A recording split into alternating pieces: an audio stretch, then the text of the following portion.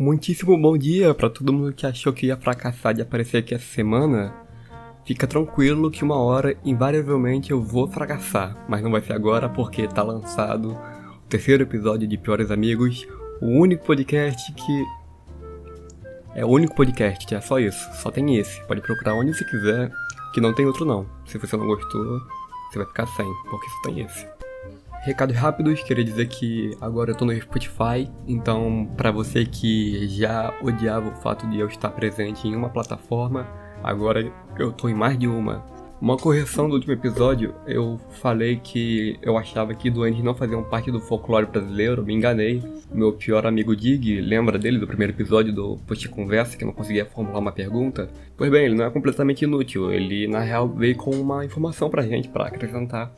Veio falar dos Guajaras, que é o duende de Amofala, município de Acaraú, Ceará. Aparece nos dias de inverno, raramente nas noites de verão, fazendo barulhos tais quais vozes de animais... Peraí, tão me ligando.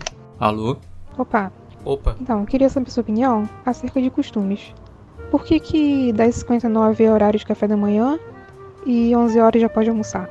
Nossa, não deu tempo nem de eu perguntar quem era. A dela que dá pra ver aqui na abina do telefone, que foi a Milena que me ligou. Cara, então, eu poderia muito bem começar essa resposta falando, pô, você é autossuficiente, você pode escolher a hora que você quiser comer o que você quiser. Essa marcação arbitrária de tempo é só uma convenção capitalista que nos foi imposta para poderem controlar melhor o seu dia a dia. Porém, eu não vou dizer isso. Por quê? Porque, apesar de eu estar certo, eu também tô errado. Por quê? Porque o McDonald's só serve café da manhã até 10 horas. Então vamos focar numa palavra que ela disse. Ela perguntou minha opinião especificamente sobre costumes. E pra você mudar um costume é um pouquinho mais complicado. Porque sim, você pode até comer um pão com ovo 3 horas da tarde. Mas aqui a gente tem que falar de mudar um costume e fazer ser socialmente aceito comer um café da manhã 3 horas da tarde. Porque se fosse só uma questão de querer, eu estaria sempre na rua de manhã ainda enrolado no meu cobertorzinho, sabe?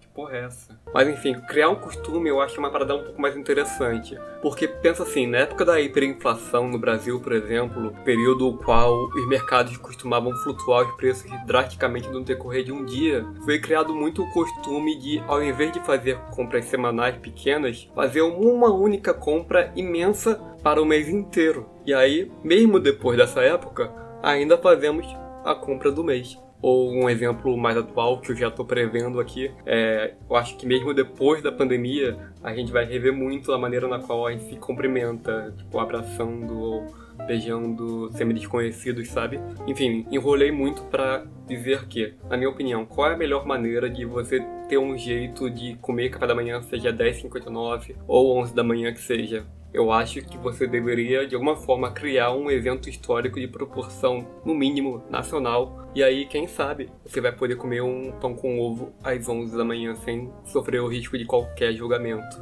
Então, Milena, o que eu, Felipe, faria se eu fosse você? Eu não gosto de café da manhã, mas se eu estivesse no seu lugar, o que eu faria? Eu provavelmente tentaria sabotar toda a rede de distribuição de commodities alimentícios no país, especialmente de arroz e feijão, dificultando o acesso do brasileiro médio a esse tipo de produto em tal proporção que não teríamos escolha senão abolir de uma vez por todas o almoço. E aí a gente passaria a tomar café da manhã mais tarde para ter um intervalo menor entre as refeições e poder se sustentar no decorrer de um dia.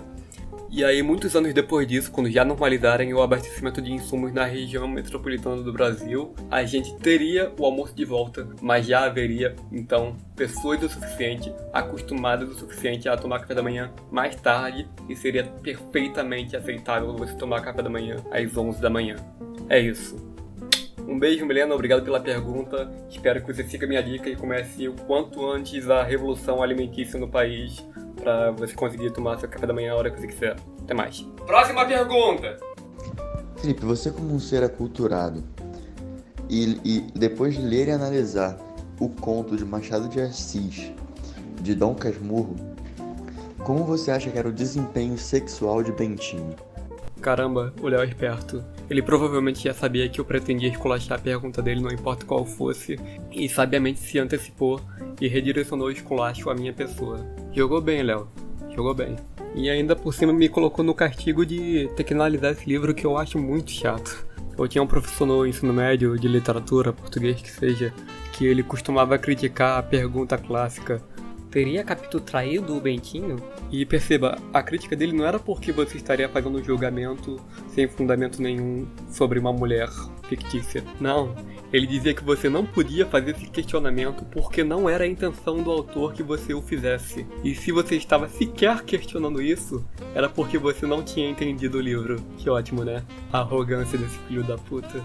Bom, essa não foi a pergunta que o Léo fez, então espero que ao respondê-la não esteja quebrando nenhuma regra da literatura. Eu odiaria se a Academia Brasileira de Letras viesse aqui na minha porta tirar satisfação comigo. Mas enfim, o Léo claramente quis apimentar o programa, né?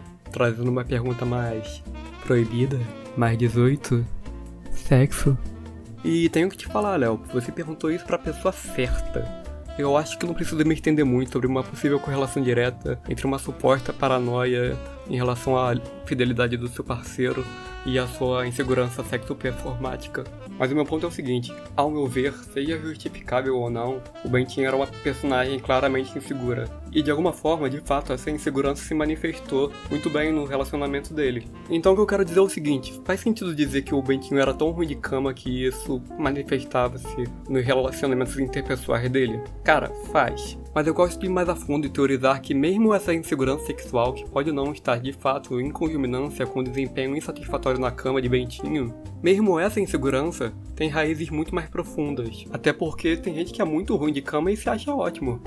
Me contaram. Eu acredito que um freudiano mais conservador poderia argumentar que todas as inseguranças humanas podem também serem interpretadas até certa distância como inseguranças diretamente derivadas de algum tipo de ação ou sujeito sexual. Então acho que a partir do comportamento descrito de Bentinho na obra, especialmente por ser escrito em primeira pessoa, é muito difícil dar uma resposta objetiva. Então eu acho que esse questionamento não deveria nem sequer ser feito, e se você o está fazendo, é porque você não entendeu o livro. Um beijo, Léo, até semana que vem. Mudando de assunto, eu tenho reconsiderado o conceito de pior amigo, porque eu afirmar que eu tenho vários piores amigos é muito parecido com eu afirmar que eu tenho vários melhores amigos, sabe? A essa altura, eu sinto que eu nem tô mais quantificando o quão ruim um amigo é pra eu de fato classificá-lo como um pior amigo. E isso tira um pouco da objetividade desse programa, né?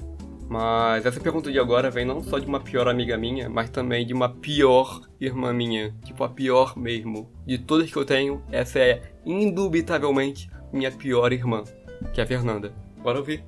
Então, quando a gente estava na escola, a gente via algumas pessoas canhotas e nem sempre tinha mesa para elas.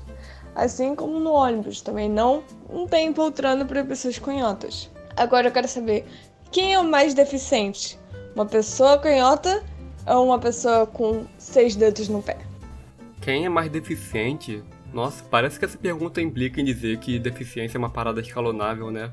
Como se existisse um largo espectro de deficiência, então, sei lá num canto estariam deficiências de menor importância, que são essencialmente pequenas deformidades estéticas, tipo ter o lobo da orelha preso, sabe? E no outro extremo estariam as piores deficiências de todas, né? Por exemplo, ser canhoto. Aliás, uma ressalva, eu já disse aqui antes que esse é um programa que preza muito pela acessibilidade, né, do ouvinte. Então eu sempre fiz tudo ao meu alcance para que esse programa seja o mais fácil de ouvir possível para pessoas canhotas. Eu sou muito a favor da luta pela igualdade entre canhotos e humanos. Todavia, eu tenho minhas críticas aos canhotos. Os canhotos, ao serem representantes de quase 10% da população mundial, ou seja, uma parcela que, apesar de ser minoria, tem uma representação muito significativa no mercado consumidor.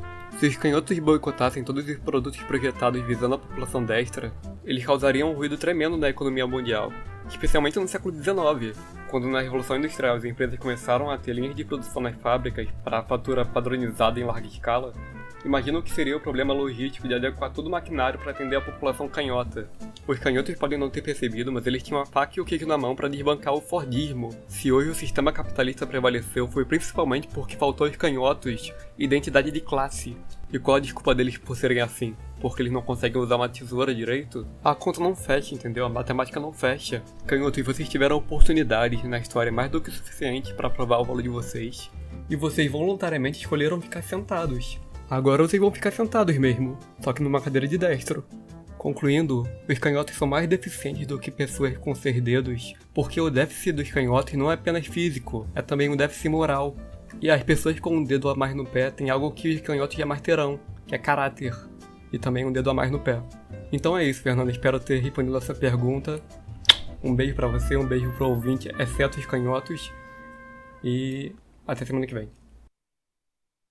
Felipe, se ficar muito tempo sem beijar na boca, tá comprovado na medicina, a boca cai.